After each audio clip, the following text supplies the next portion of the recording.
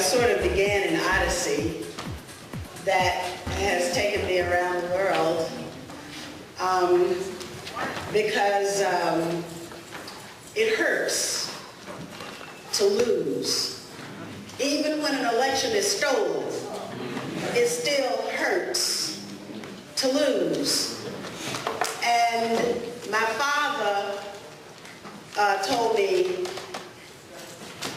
never say that black people let you down. Despite the fact that had more blacks gone to the polls and voted to outweigh the Republican crossover, we would not have lost. Despite that fact, I heeded what my father said, but I had to get away. I had to leave. Because I felt unappreciated, misunderstood. I had been lied on by the press. And there were some black people who believed it. And there's some black people who still believe it. No matter what box we might put them in. The fact of the matter is that the media are very powerful. And when people are fed lies 24/7, they will believe them.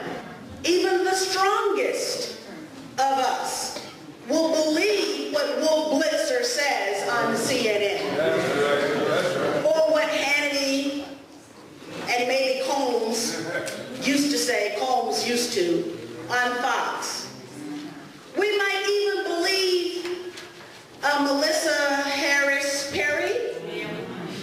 We might even believe Barack Obama because they look like us. That's right. And so what we have to also learn is this sixth or seventh sense of discernment, so that we can understand what's not said. As I tried to tell the congressional staff, you gotta see what's invisible, hear what's not said, and read what's not written. Only when we do that, are able to do that, are we able to understand the milieu within which we have to operate. That environment within which we must not only survive, but we have to figure out how to thrive. Because they aren't going to come at us headlong or headstrong. They will come by us by hook or by crook, winding around, and we've got to be able to figure out who's who in the zoo. I wrote down here, just like my brother Akbar, I was jotting down some stuff too. Because honestly, I didn't even, I didn't know what I was going to say. Still probably don't. But there's one thing that I do know, and that I learned at the beginning of my political career, and that was I will never be free until Africa is free.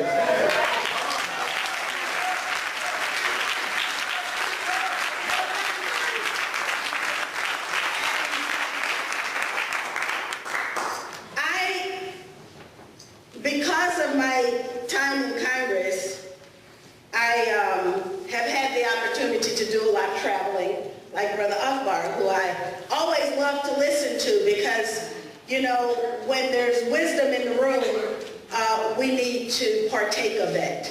It will make us better to learn from those who know and who have been there. And in my travels, I have been to Asia, I have been on the African continent, and of course I've been to Europe as well. And everywhere I go, I see images of black people. I see black culture.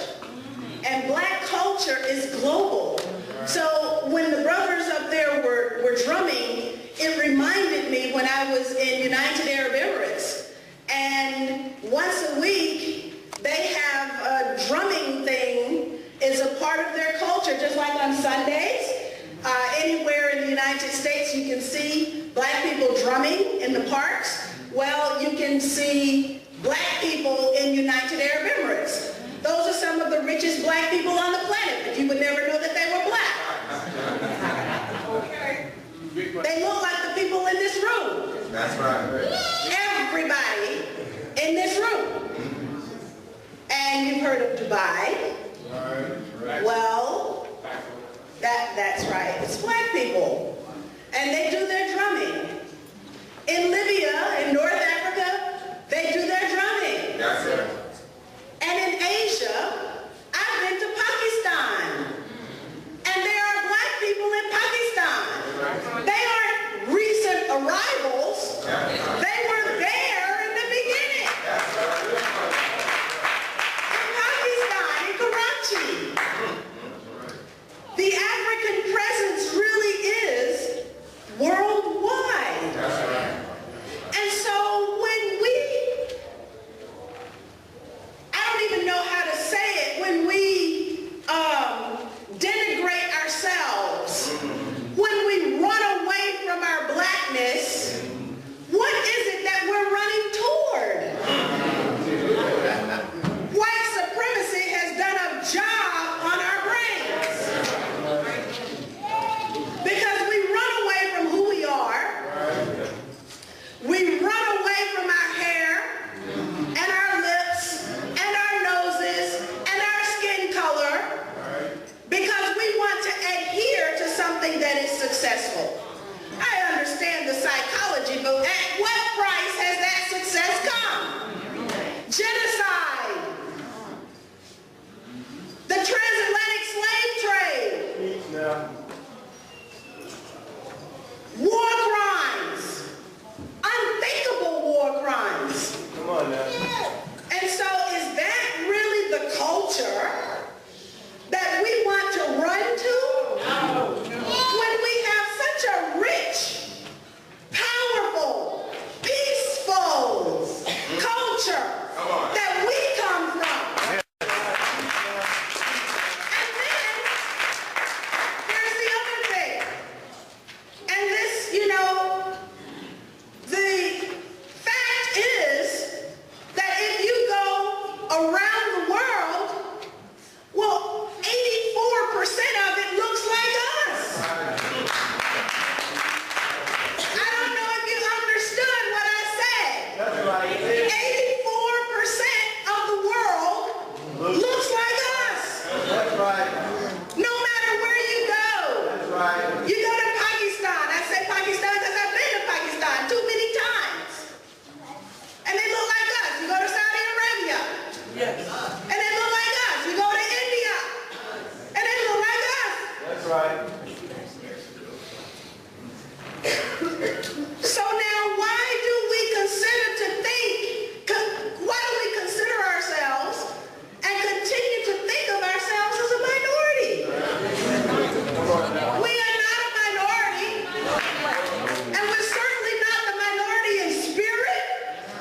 We're not the minority in anything except willingness to use military force in order to gain power over other people.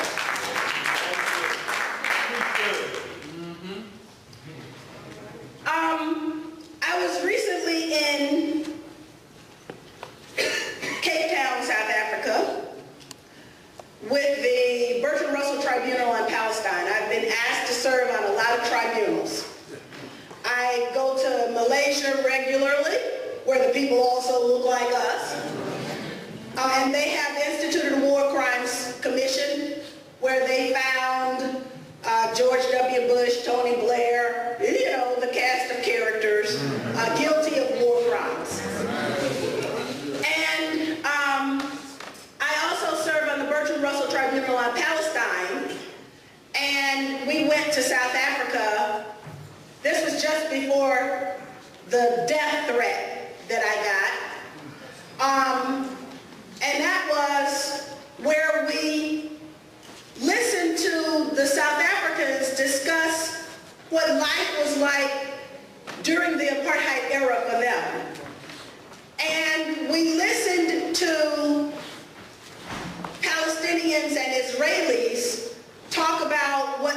is like for them.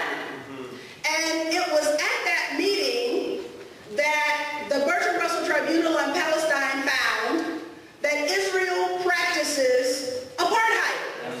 It may not be exactly the same, but it is apartheid. And apartheid is against the law. It is an international crime to construct a society that has the features of apartheid. The reason I mentioned that, though, was not for that. It was for what came at the end of the tribunal's deliberations after we made the announcement and everything. There was young people who had organized. They were like serving as assistants during this whole process. And it was the young people who stood up and sang the South African national anthem. And I have to tell you that that room didn't have a dry eye in it. Wow. Because it was such a powerful song. You could feel the way that freedom meant something to these young people. They had been through something, and they were testifying in every note of that song. So I don't know that song. I'm going to have to get a little bit better with that song. I want to recognize Pastor Lomax, who has always been a friend of mine, and not just a friend of mine, because in the scheme of things, I'm not important. Representatives come and representatives go. But it's the people who are represented by those representatives that are important. And Pastor Lomax is there for the people, and that's what's important.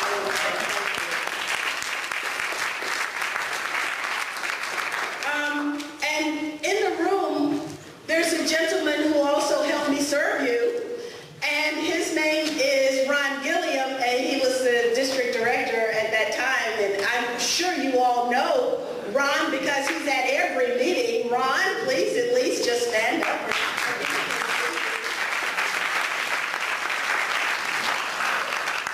And then I didn't realize that Brother Mendeley was working on his PhD. You know, I've been working on a PhD for like 20 years. But now finally, I actually am working on a PhD as well. And you must be in Pastor Lomax's class. Okay, so what I want to talk about, and even though the name, I got a book out, the second book, the first book was about Libya, and that was so important to write because everything was lies that was coming from the U.S. press. And when it comes to me, there's a whole lot of lies, and so I figured I'd write my own story, and that's what I did. Ain't nothing like freedom. So on Gaza, my interaction with Libya came as a result of me trying to get to Gaza.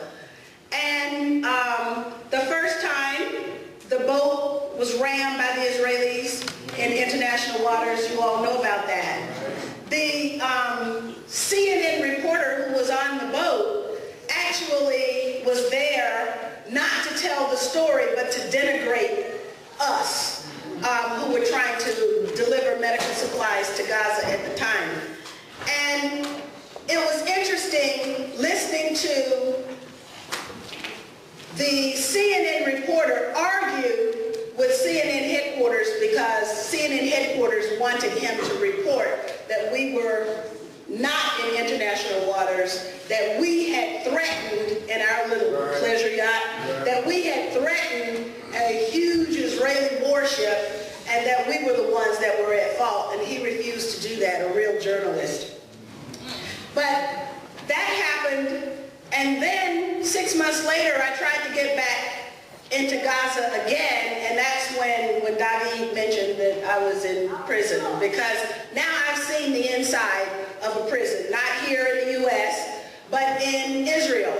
And it looked just like a U.S. prison because everybody in there was black. And when we came out, and of course I have a big mouth, and so I said that it was Africans and Asians in that prison, and that the Israelis are racist. You can tell if a country is racist by going inside their prison and see what's in the prison. And so then Israel did this whole self-searching thing about, are we racist or not? Well, and this is the same country that has, buses for Palestinians and busted, and the Israeli Jews, they ride in the pleasure bus and the Palestinians get the rest, So, yes, it's just like what we experienced in the U.S. version of apartheid. I also wanted to mention this thing about the death threat, and then I want to segue a little bit into what Brother Akbar said, because I think it's important to put this on the record. Okay, so when I come back from Cape Town, I get a phone call from the FBI. And now, that's going to scare anybody. So I get this phone call, and the FBI is asking me, did I hear about the reports of the hillbillies who were trying to kill people, right? I'm looking at it on television. What they didn't say in the news was who the targets were. Well, I was the target. But now here's the thing. I know that hillbillies up in North Georgia don't even know who I am. So that was really a message. That was a message from the very same people who were upset with me while I was in Congress because I voted against all that silly stuff that had no business being even voted on in the U.S. Congress because it was more appropriate for the Israeli Knesset to cast those votes. And that was a message from those people that disagreed with the deliberations or the verdict of the Bertrand Russell Tribunal to that, harm could be done to me. That harm also, I recognize that because I've been harassed. They have come to my house. I had a stalker. They would videotape me when I was inside my house with long-range cameras, and they would photograph me and videotape me when I was outside my house. This is the kind of repression that I have lived with as I tried to serve you all. And, I tried to carry myself with some amount of dignity going through all of that. And anyway, I just wanted you to know that this repression, I have a name for it now. And I learned the name because I am now finally actually working on my PhD, seriously this time. And I am not going to run for office until I finish my schoolwork. And then after I finish my schoolwork, I will reserve the option not to run for office anymore. I want to put that on the record as well. But because of this work that I'm doing in school, I learned the word for it. Like when I go out of the country and I come back in, I get detained. And it's happened 3 or 4 times now, an hour and a half. They put me in the hole with the other people who they think are illegal immigrants or whatever, or Muslim. And so I get that kind of treatment. And this is on a regular basis. So I started thinking about how could I make lemonade out of this lemon.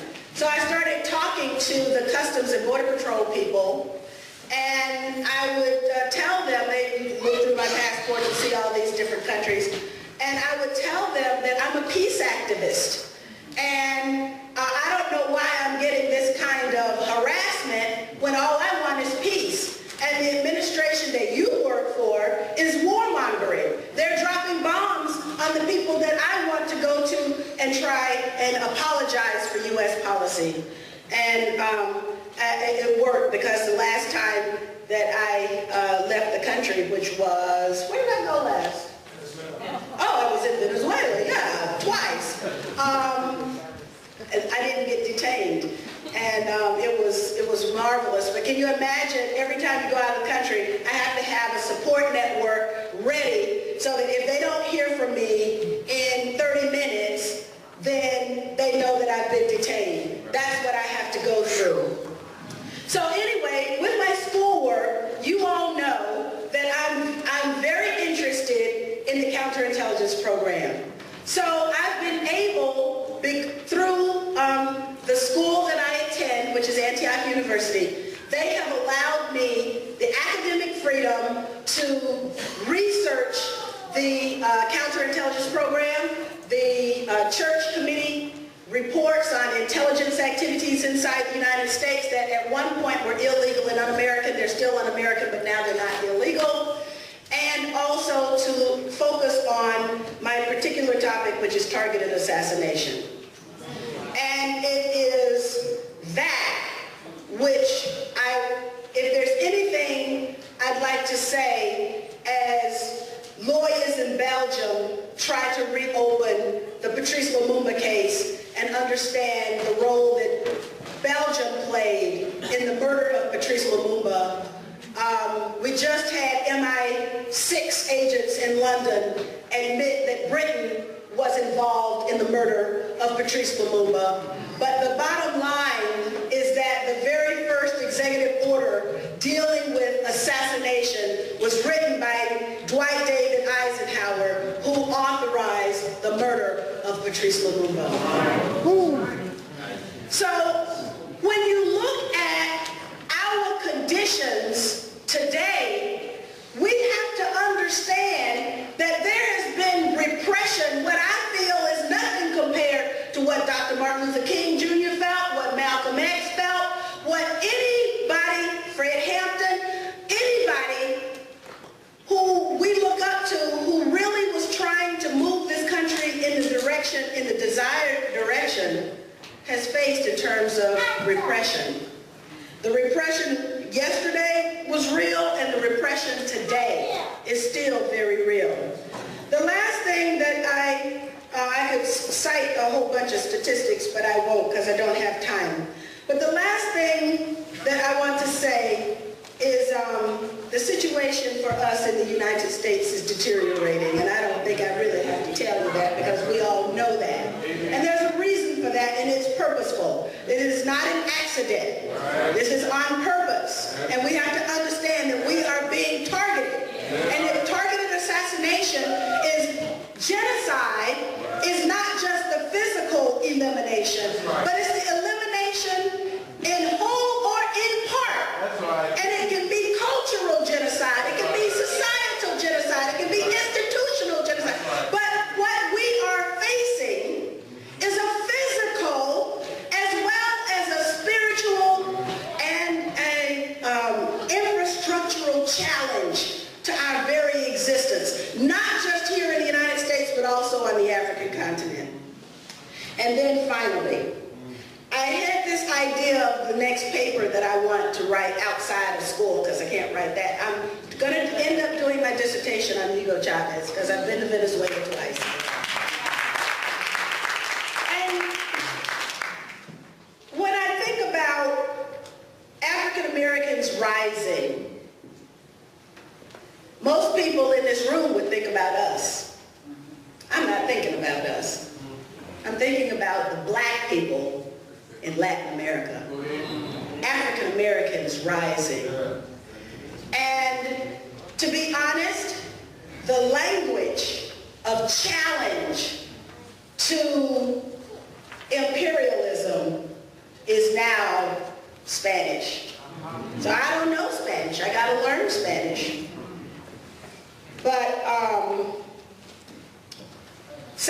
America is mobilizing, and South America, Afro-Latinos are rising. That's right. So I think that's enough right now for me to say, and to thank you for the opportunity to speak with you.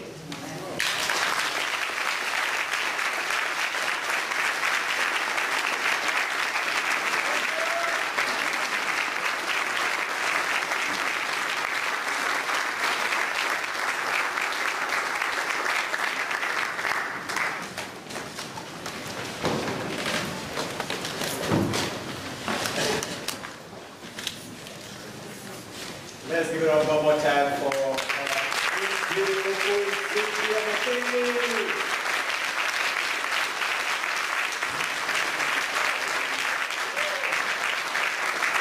Let me say this.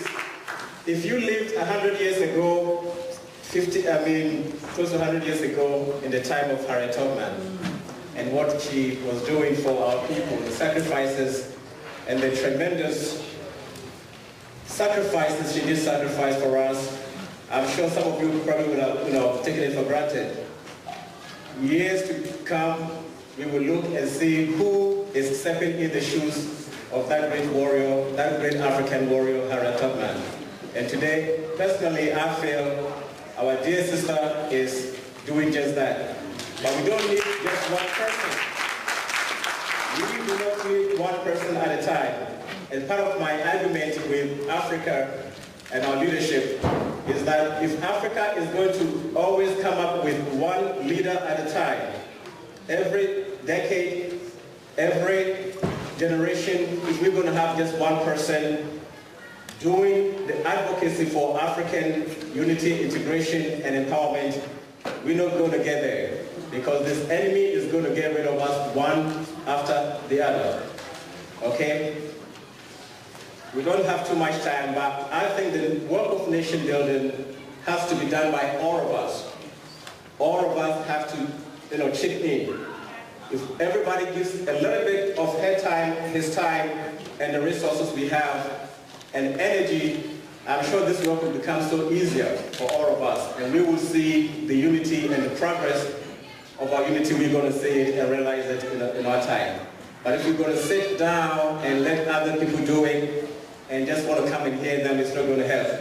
Everybody here has to be Cynthia, everybody has to be Baba Agba, everybody here has to be Baba Mukasa, so that together, if we give a little portion of our energies and resources and time, we can see a big change. And that is what Africa needs on the continent. And I said before, you are part of it. Of the Turkish Sultan, but they had the most powerful position, and the eunuch was usually black. So if you go to Turkey and go through Topkapi Palace, you'll see it. But to answer your question, the reason the Israelis apologized, they apologized. That was a question. The Turks didn't apologize. The Israelis apologized because they have a strategic relationship with Turkey, one of the only Muslim countries, a few of them have a relationship with Israel, but that is a main country, and where it is strategically situated, it's the only country on two continents. It's in Europe and in Asia, and they felt that they had to issue that apology because Erdogan would have continued to push the hatred of Israel through his influence in Africa and the Muslim world. Thank you very much. I also just want to say that the strategic aspect of it is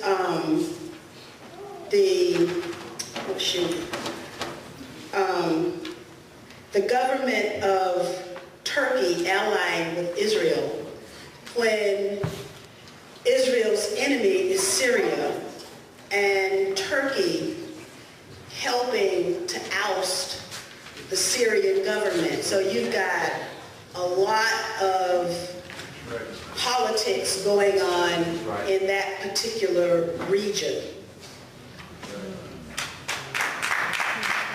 And the United States put pressure on Turkey to apologize because they didn't want all that pressure on Israel, and they're really trying to protect Israel in the United States, the mother of Israel, put pressure on Israel. This one says, how can the African Union defend Africa from invasion without a powerful military? How can the African Union defend Africa from invasion without a powerful military, African military? First of all, there's a little book on the table called Studying the African Union Government. Brother Gaddafi's people put this together, Black Liberals put it together. And when Gaddafi was overthrown, and they told him to burn all the green books and everything, he kept these. As a matter of fact, he moved to Ghana, Black Liberals, and he gave me one that I put together for the African Union meeting. In there is a section on the military. But the most important is that the African Union needs the strength of the African countries to support them with resources, financial resources.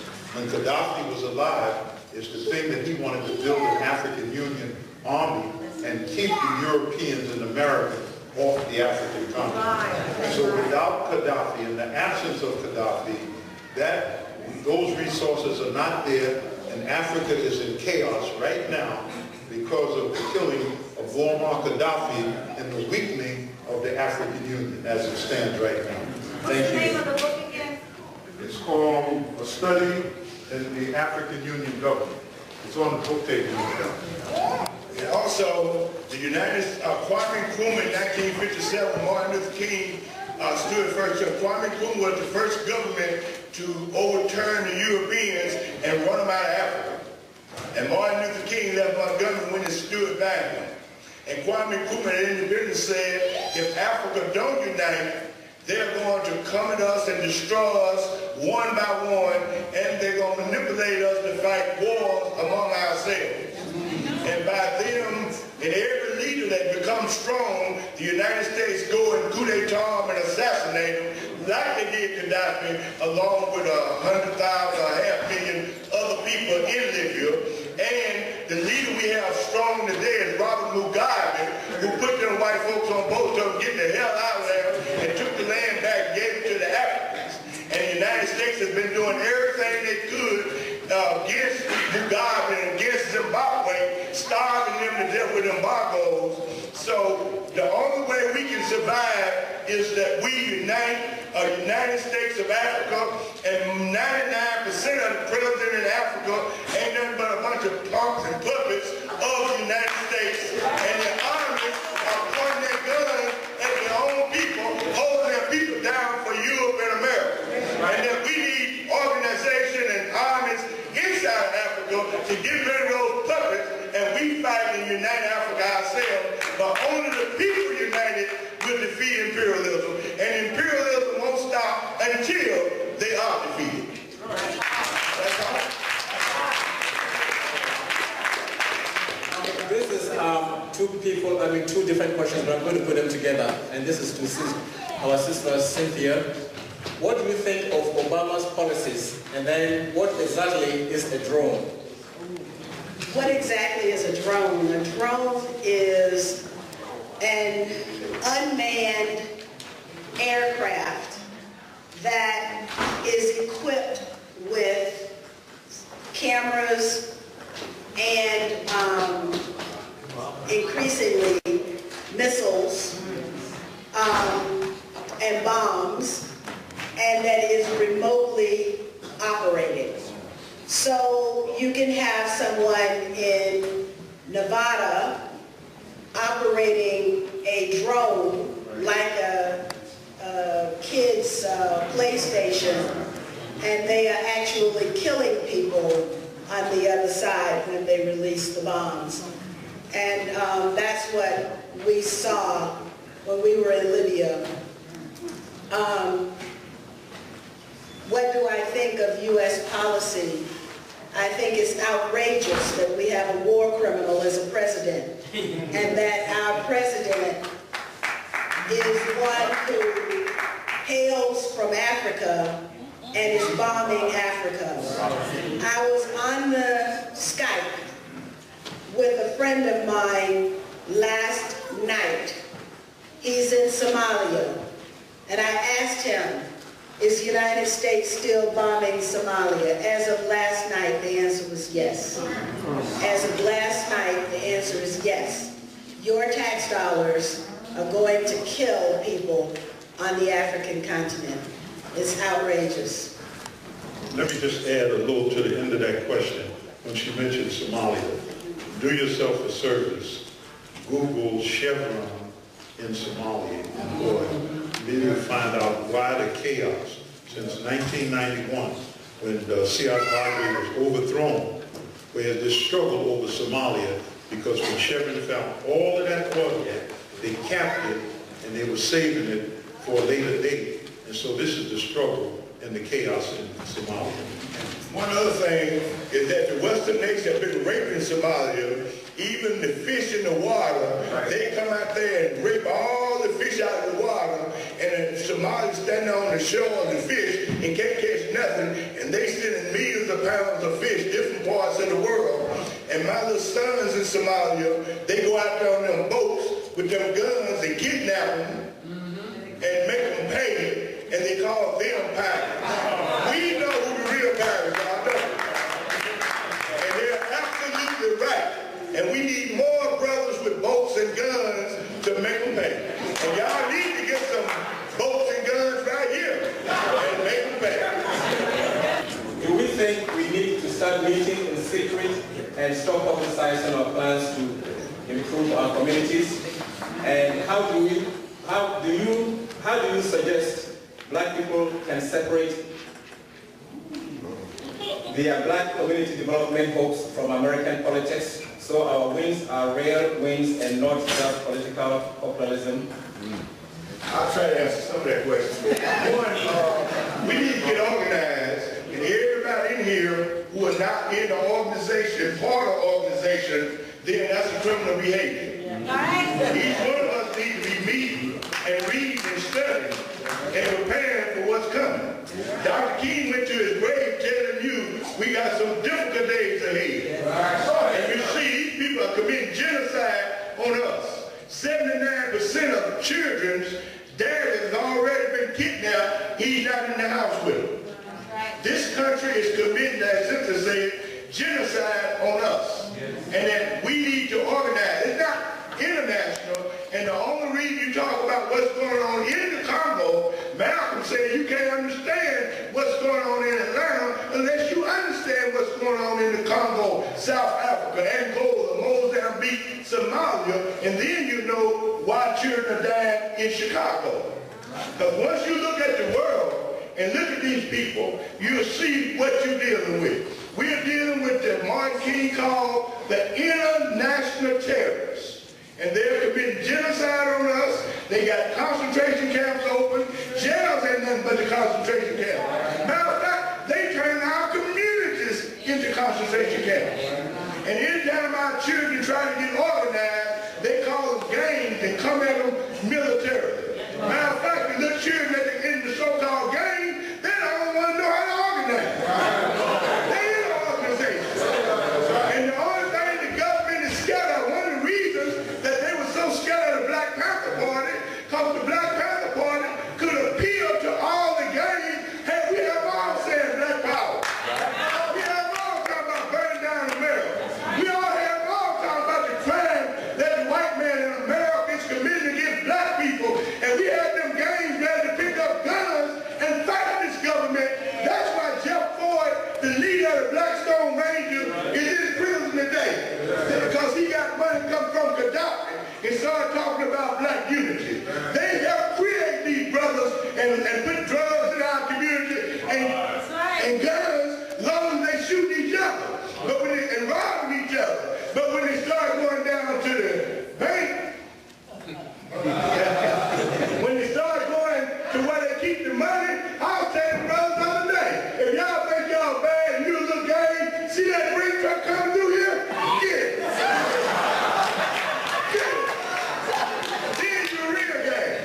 So, as a matter of fact, they scared to death that them little brothers gonna take the blue and the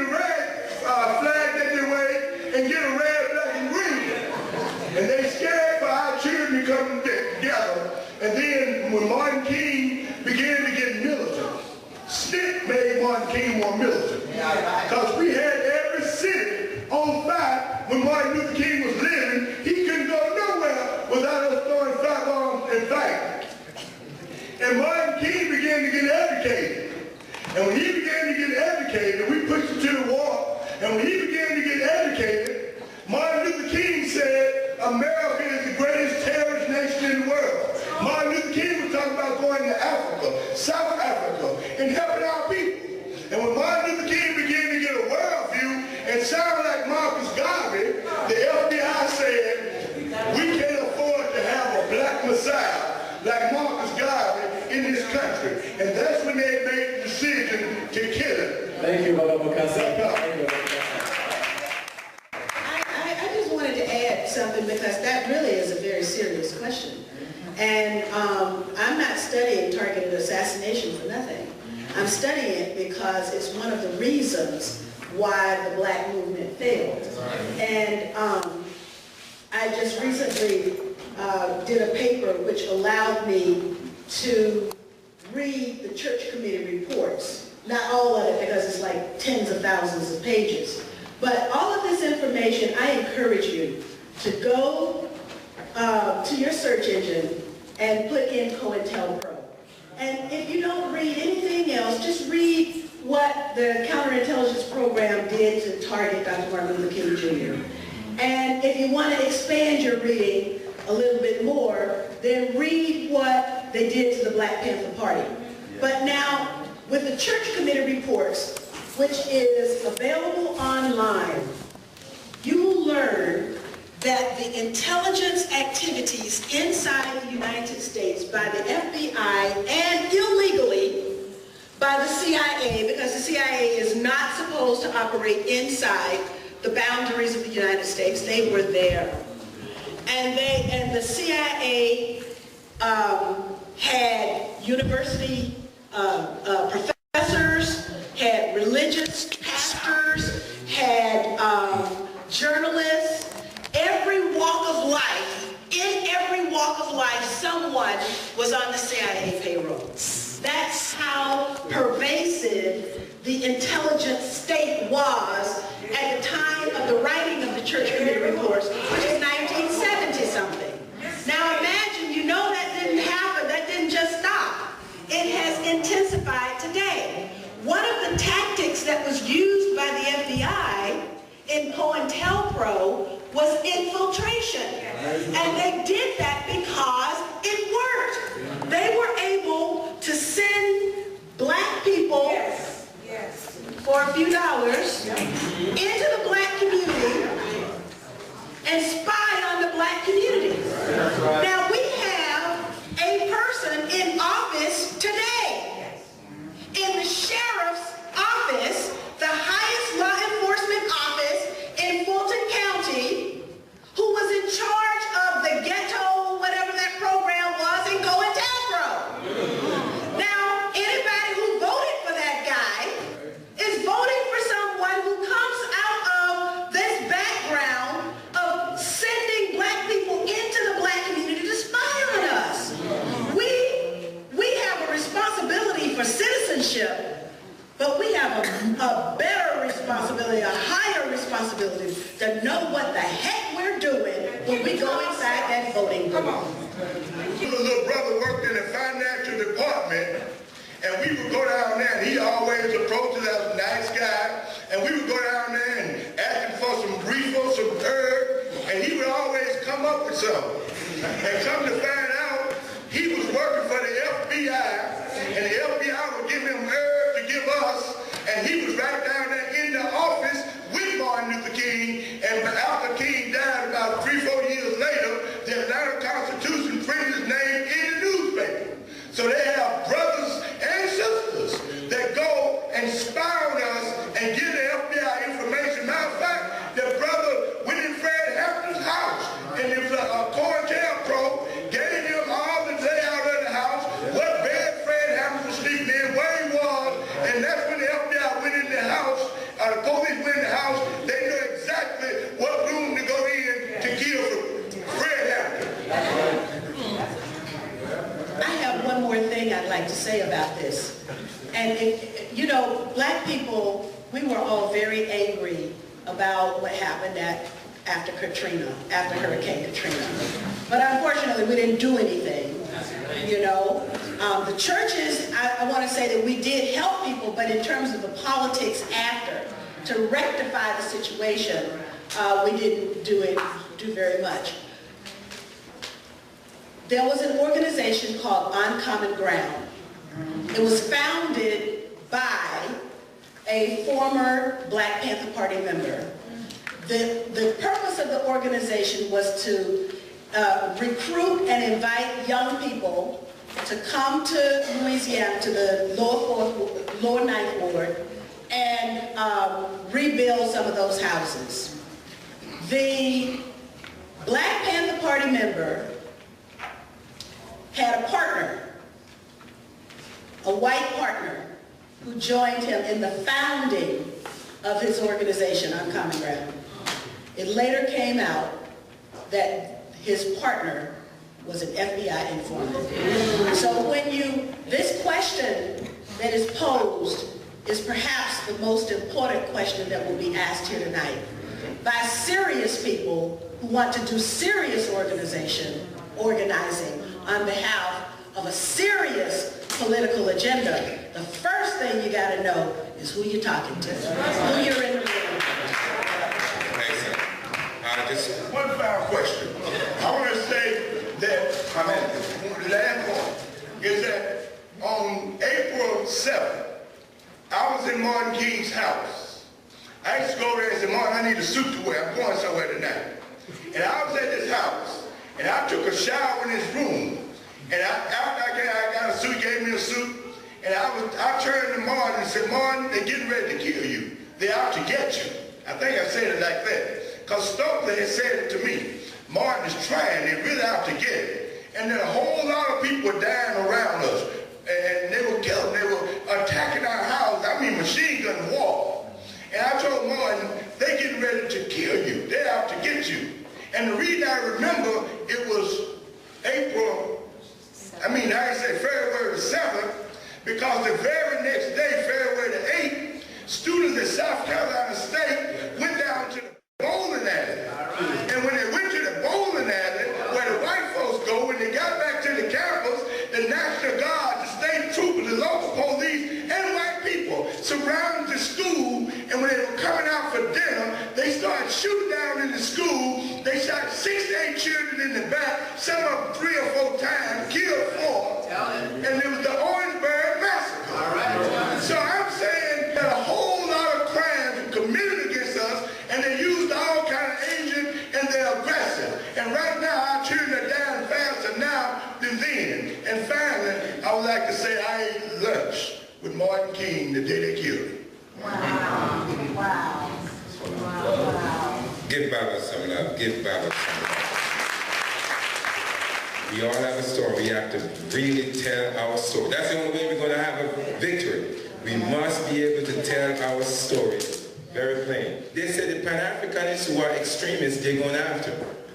So they're lumping Pan-Africanists with Muslim extremists now. That's the French. And if the French are saying it, that means that Washington is saying it. All right? So we have to be really serious. But the only way to be victorious, as great Kwame Ture used to say, the only thing to fear is not serving our people. That's what Kwame Nkrumah passed down to us.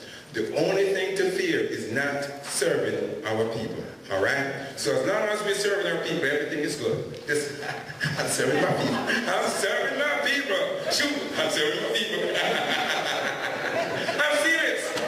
You know, the way I see Africa, listen now, the more serious we are in terms of taking charge of our life, even if they take us out, the quicker we return. That's the African tradition.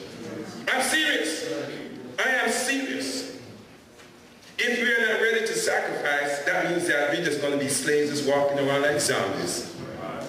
But enough of us are not willing to sacrifice. Brother Kofi, looking at me. Now, brothers and sisters, the only reason why you're here is because you mean business. Right now as we speak, there's a meeting going on in Washington, D.C. There are meetings going on in D.C. The agenda right now is how to control the diaspora. I'm serious.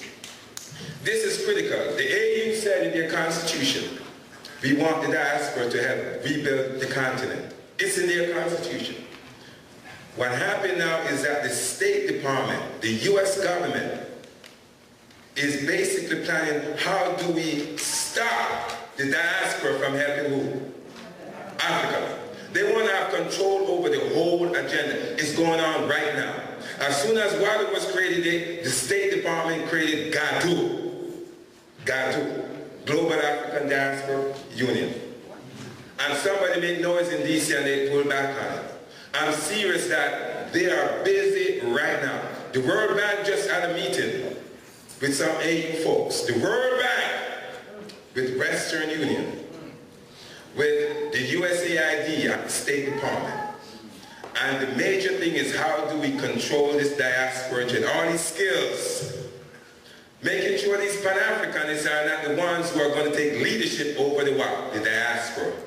And so there are a lot of forces coming into our community right now saying, I'm Pan-Africanist, sign up here. But they're supported by the State Department, so we have to be careful. Now, in terms of economic development, the AU is saying that we are extremely skilled relatively to others, the Africans in North America. In South America, they're going to be, in another 20 years, they're going to be the force. But right now, the Africans in the United States are the critical force right now. We are, because mainly of our skills. And of course, in the past, we had a strong black power, but we have lost that. What we need to do right now, brothers and sisters, and I mentioned it, WADU, the Nation of Islam, All African People's Revolutionary Party, all the different organizations has a serious responsibility. If you're really Pan-Africanist, is to tighten that relationship. Tighten that relationship. I'm saying, and Cobra, give Cobra some love. Give Timothy some love. He's right here. Roscoe's in the house. Give him some love. Give him some love. Roscoe. We have to tighten up this relationship. Minister Akbar, Minister Farrakhan, the great Cynthia Mckinney. I'm just kind of happy she's not thinking about the U.S. government right now. We want our own diaspora government. So she can be our future president, right here, from Brazil, into North America, into Europe, into the Caribbean. That's what I'm talking about. We need some serious leadership right now. Right now. And we must be willing to sacrifice for that. That's what God gave us. That's what Kwame Nkrumah lived for. That's what Gaddafi died for. We have to do it. And otherwise these folks gonna say you're punks and I'm gonna run over you. To be today, what is the solution in a very, say, 1 to 2 minutes? The only solution is the African Revolution. Our solution is the United States of Africa. We have to work for Africa and don't have no faith in the United States, Democrat, Republicans, none of them. They all represent imperialism. And join in with people like Hugo Chavez and Fidel Castro, Robert Mugabe in Zimbabwe, and any revolutionary or anybody you hear fighting against the United States, you know that's your friend. Join. And that'll be a good thing. And secondly, I would like to say, I want to go back to one point, that when they killed Martin King, we burnt this country down. Burn it down.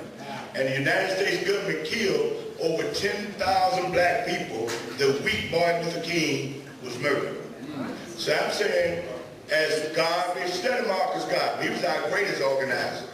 And so the only solution is for you to be like Marcus Garvey. Organize, join organizations, serve your people, and put together some programs where you have some troops that you can say you're serving. If it ain't nothing but a little baseball team or whatever. But if you're concerned about our youth, have 10 youth, 5 youth around you that you're showing the way. We need you to have some action where you're showing us you're doing something and not just talking about doing something. So the only, and socialism is our way. Socialism is the economic system. We must hate capitalism to the guts of our hearts. Hate it because it put us in slavery. So I don't have the answers to everything I have to nothing really. But the only solution is the African Revolution. Just briefly, there's two things that I learned as a follower of the Honorable Elijah Muhammad and the help of Minister Farrakhan. One is when you plan warfare, you always plan for a battle that you can win. Don't take on a battle that you can lose. No general goes in the battle, I'm going to lose this battle, but I'm going to go into it anyway. You like the bull on train tracks, who's going to challenge the train. But the thing that we can win at is there's 2.4 million brothers and sisters in the prisons of America. And if we organize, everyone in this room has been touched, knows somebody, got a relative that's incarcerated. It is the new Jim Crow, as Michelle Alexander said. And what we have to do on the community level, in my opinion, you got to get one victory at a time. If we organize, and while Barack is in the White House, so you don't think he doesn't hear from you. If you get 25,000 signatures on an issue, you got Jamil Alameen, who struggled with us. He's sitting in a jail for life, Rodney. You can say that we want you to give him, pardon when you go out of office. Then you got to pick the other brothers. We left a lot of them by the wayside. The Panther brothers who are in jail, you can name them one after another. Then there's the last thing I want to mention in a victory that you can win, is that they just came out with 42. Jackie Robinson. I don't know how many of you have seen the picture, but they didn't mention his son's name, even when he was a baby, if you go back and look at the picture. But David Robinson's in Tanzania. He's in the coffee business. And what about if we say, instead of supporting Starbucks, but the Zionist owner of it, who gives all of his money to Israel, instead of supporting him, why don't we say we want David Robinson's coffee in the black community? This is the economic play. So I just want to say that getting organized, joining something, but you got to make something happen. You can't just meet and talk. People have to see the evidence of the impact in this community, and the jail situation in this country is one that we need to work on collectively, and say that our brothers and sisters are in these prisons. We're a small percentage of the population, but we dominate the jail population. 2.4 million in jail, 600,000 on paper. That means on parole. And we have to do something about it to save our young people. Thank you. Well, I agree with everything that the two previous speakers said, but I would just like to point out that Casa said that they burned everything down after the murder of Dr. King. Well, I had the opportunity to visit Detroit, and I don't know what, 40 years later, it's still burned down.